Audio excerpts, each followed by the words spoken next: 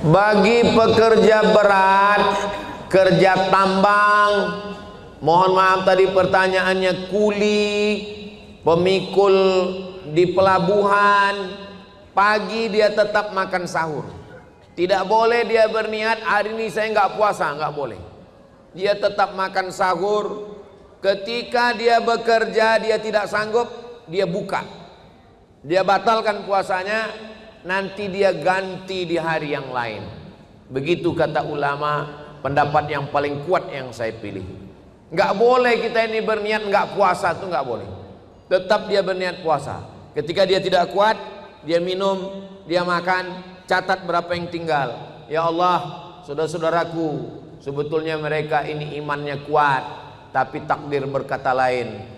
Makanya saya anjurkan bayar zakat itu sebelum Ramadan. Supaya apa? Ada saudara kita yang pekerja berat, supaya mereka bisa berpuasa. Kasih mereka, Bapak berapa kebutuhannya sebulan?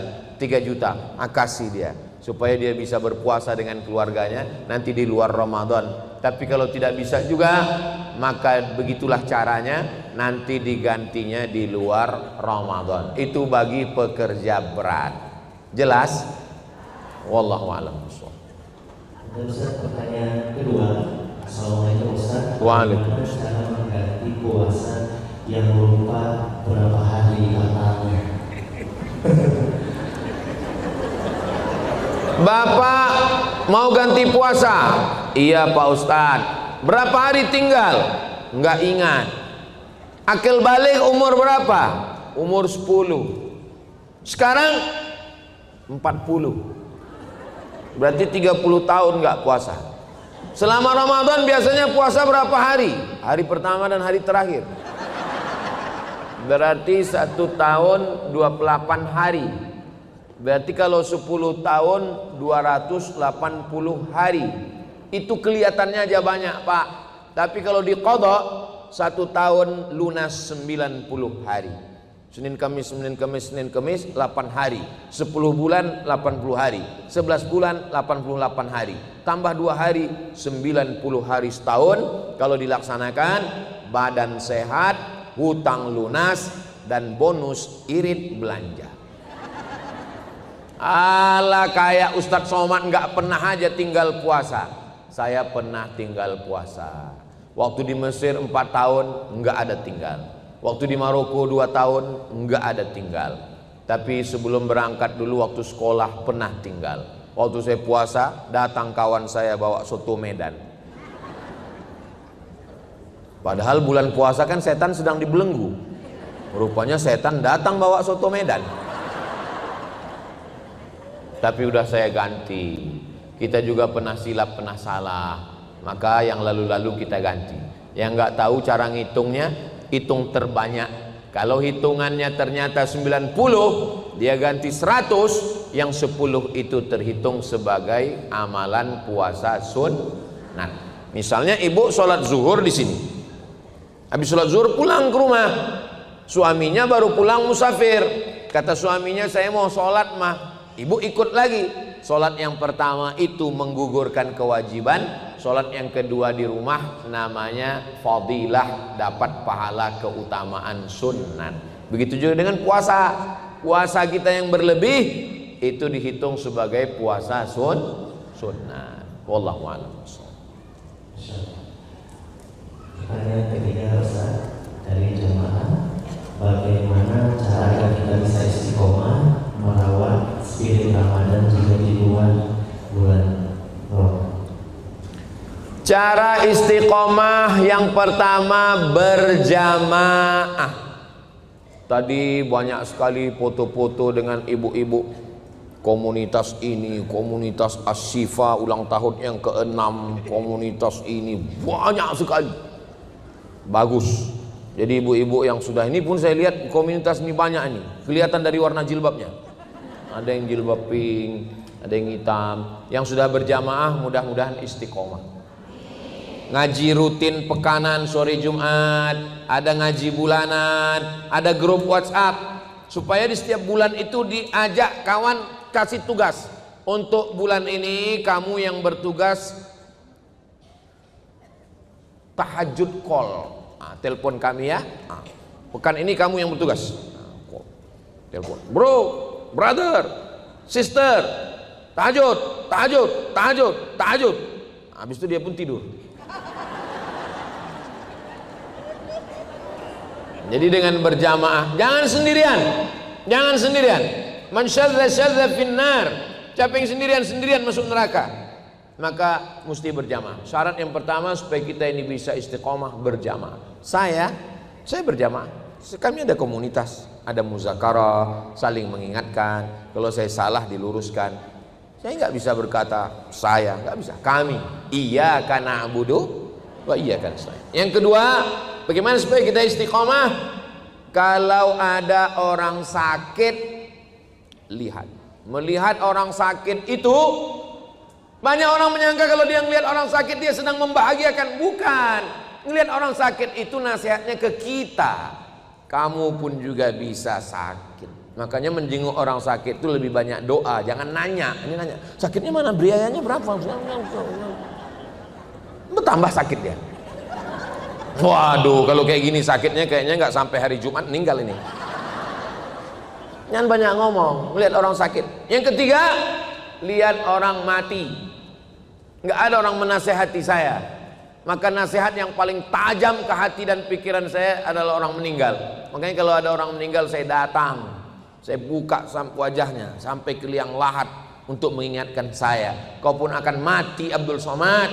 Semuanya tinggal Pak. Bapak yang hebat-hebat, yang kaya-kaya, yang pejabat, yang konglomerat, tinggal semuanya. Surat tanah Bapak di akte notaris berganti dengan nama orang lain.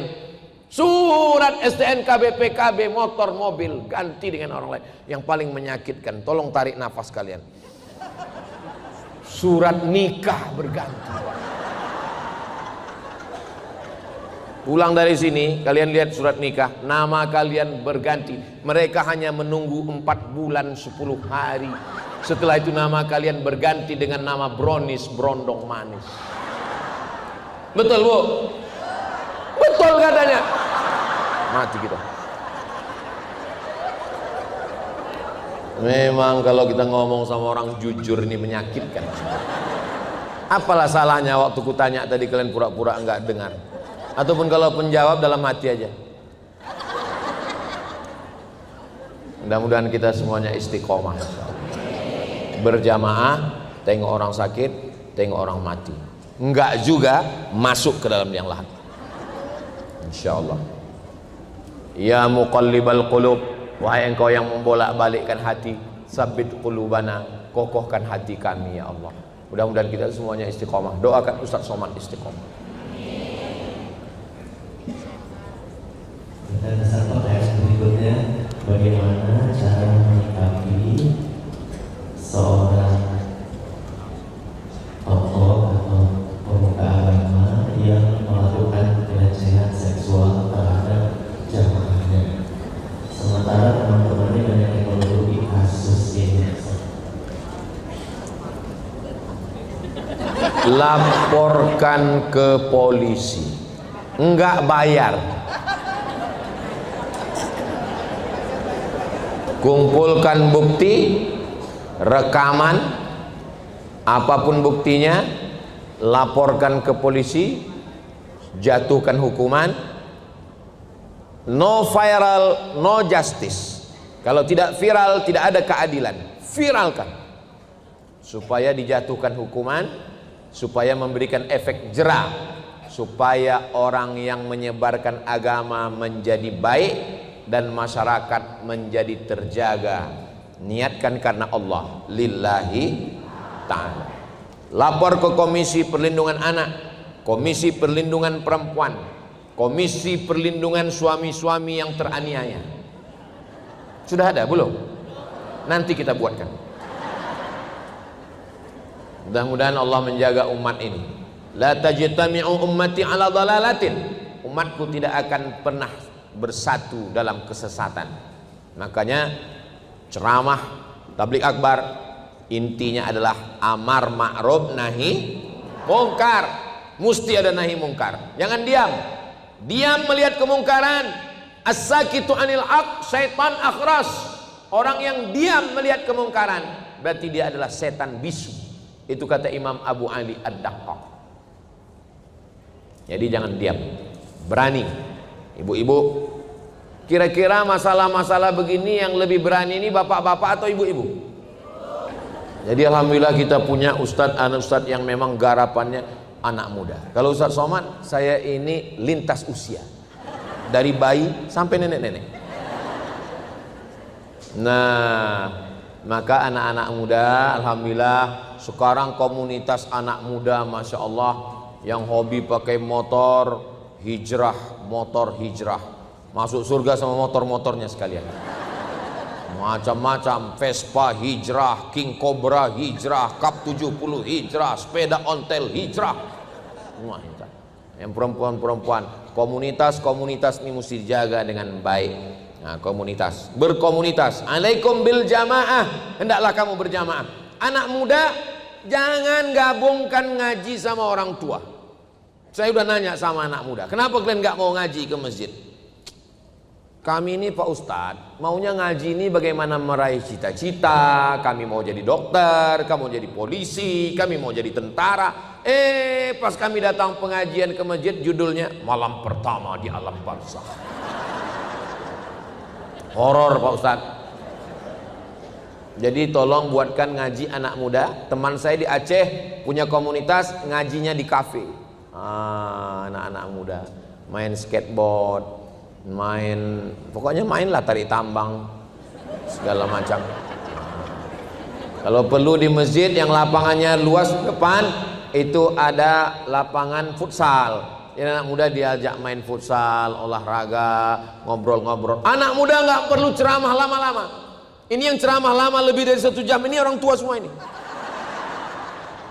Anak muda itu ceramahnya paling lama 15 menit. Habis itu langsung dialog interaktif. Temanya misalnya bahaya narkoba. Hadirkan 4 narasumber. Polisi, tentara, dokter, dan Kang Edwin. Kang Edwin ini kan hadirkan mereka semua. Dialog. Baru kemudian mereka tanya jawab. Bagaimana menurut Bapak polisi tentang narkoba? Siapa saja yang pakai kami tembak, kata polisi.